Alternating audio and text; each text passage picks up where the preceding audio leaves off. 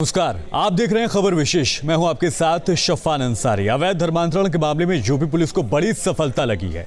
UP में चल रहे अवैध धर्मांतरण के सबसे बड़े सिंडिकेट का खुलासा हुआ है। मेरठ से मौलाना कलीम को गिरफ्तार किया गया है, जिसके बाद भी सूबे की सियासत में उछाला गया है। वहीं आज सहारनपुर से भी यूपी एटीएस ने कुछ लोगों को हिरासत में लिया है। इनके संबंध भी मौलाना कलीम से बताए जा रहे हैं। इस बुलेटिन में हम इसी मुद्दे पर चर्चा करेंगे और जानने की कोशिश करेंगे कि आखिर यूपी में अवैध धर्मांतरण की कितनी फैक्ट्री हैं और इन तक फंड आखिर पहुंचता कैसे है।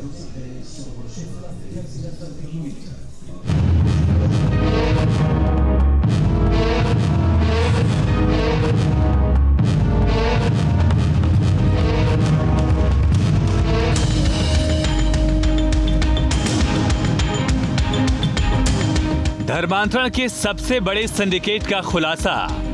यह भारत के सबसे बड़े धर्मांतरण संचालित सिंडिकेट संचालित करता है। अवैध धर्मांतरण के लिए विदेशों से फंडिंग। ब्रिटिश आधारित संस्था अल फदा ट्रस्ट से लगभग 57 करोड़ रुपए की फंडिंग की गई थी। कलीम सिद्दीकी को मिले करोड़ों के फंड।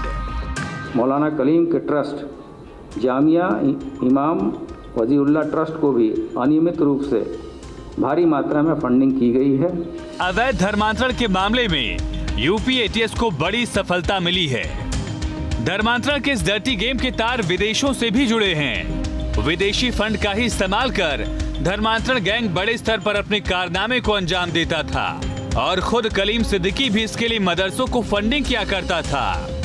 अभी तक की जांच के अनुसार मौलाना के ट्रस्ट के खाते में 1.5 करोड़ रुपया एक मुश्त बहरीन से आया है तथा अब तक की जांच से कुल 3 करोड़ रुपए के फंडिंग के साक्ष्य प्राप्त हुए हैं। सहारनपुर से भी यूपी एटीएस ने 5 संदिग्धों को हिरासत में लिया। इनके तार भी मौलाना कलीम सिद्दीकी से जुड़े होने की बात कही जा रही है। यूपी एटीएस द्वारा सहारनपुर के सरसावा इलाके से जिन 5 संदिग्ध युवकों को गिरफ्तार करने की जो खबरें सामने आ रही हैं, उन खबरों का सहारनपुर पुलिस पूरी तरह से खंडन करती नजर आ रही है।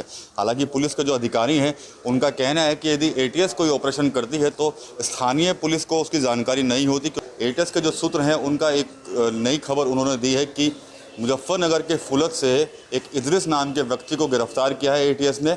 और इद्रिस के बारे में जो जानकारी मिली है कि वो मौलाना कलीम सिद्दीकी का बेहद करीबी था। उसको यूपी एटीएस ने कल शाम ही गिरफ्तार कर लिया था। जब से मौलाना सिद्दीकी को गिरफ्तार किया गया, तब से सियासत जोरों पर है। विपक्ष इस पूरी कार्रवाई पर ही सवाल खड़े कर रहा है।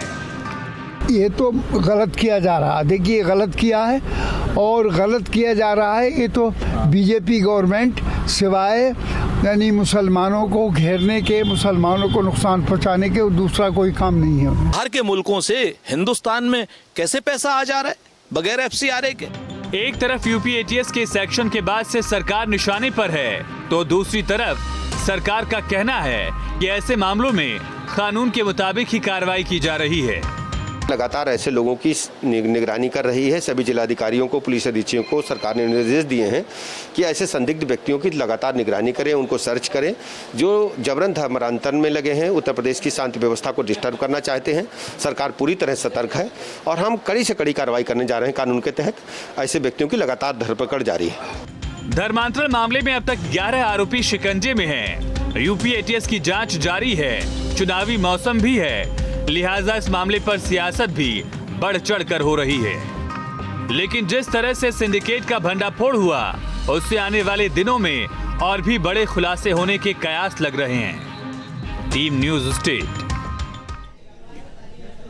इसी पर चर्चा करने के लिए हमारे साथ विभूति नारायण राय जुड़ गए हैं, पूर्व पुलिस अधिकारी है। स्वागत है सर आपका। शरद त्रिवेदी जुड़ गए हैं, बीजेपी के प्रवक्ता हैं। वैभव जायसवाल हैं जो आपका पक्ष यहाँ पर रखेंगे। साथ ही कपीश श्रीवास्तव भी हैं जो कि समाजवादी पार्टी के प्रवक्ता हैं। तमाम लोगों का स्वागत है। सबसे पहले शरद त्रिवेदी, प्रवक्ता हैं भारतीय जनता पार्टी के। सर, आपसे सवाल है, ये कोई पहला मामला नहीं है इस तरह का जो ऐसे शख्स पाए जा रहे हैं जो लालच देकर या जोर जबरदस्ती करके या ब्रेन वॉश करके लोगों का धर्म परिवर्तन कराते हैं। लगातार इस तरह के मामले सामने आ रहे हैं। सरकार कोई ऐसी कार्रवाई क्यों नहीं करती जो नजीर बने ऐसे लोगों के लिए?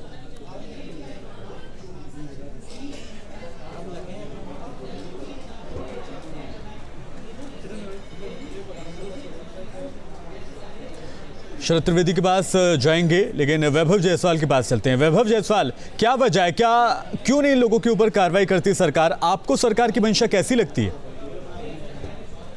नहीं, हमारा मानना है कि बिल्कुल कार्रवाई होनी चाहिए। जो भी प्रलोभन देकर या जबरदस्ती इस तरीके की प्रक्रिया में लिप्त हैं लोग, उनको चिन्हित करना चाहिए और कड़ी से कड़ी कार्रवाई होनी चाहिए। लेकिन इस वक्त जिस तरीके से उत्तर प्रदेश के हालात हैं, आप सड़कें देख लीजिए, स्वास्थ्य देख लीजिए, महिलाओं के साथ उत्पीड़न देख लीजिए, या स्कूलों को देख लीजिए। आपने देखा कि लखनऊ में आप लोगों ने स्टोरी चलाई कि कैसे जर्जर है भवन, बच्चों के जीवन के साथ खिलवाड़ किया जा रहा है। उस वक्त अगर नफरत की फैक्ट्री एक्टिवेट हो रही है, वो भी चुनावी टाइम में, तो कहीं ना कहीं इसमें सरकार, जो मौजूदा सरकार, उस पर प्रश्न खड़ा होता है। और हम बिल्कुल इसके साथ खड़े हैं कि अगर इस तरीके की संदिग्ध बातों में कोई लिप्त है तो उसको कानून के तहत कड़ी से कड़ी सजा मिलनी चाहिए, उनको बख्शना नहीं चाहिए। लेकिन ये पूरी प्रक्रिया 5 साल में चुनाव के टाइम में क्यों होती है, ये एक प्रश्न चिन्ह है। ठीक है, शरद त्रिवेदी जी की आवाज हम तक नहीं आ रही है, आगे जुड़ेंगे उनसे। कपीस श्रीवास्तव के पास चलेंगे। सर, समाजवादी पार्टी इस गिरफ्तारी को कैसे देखती है?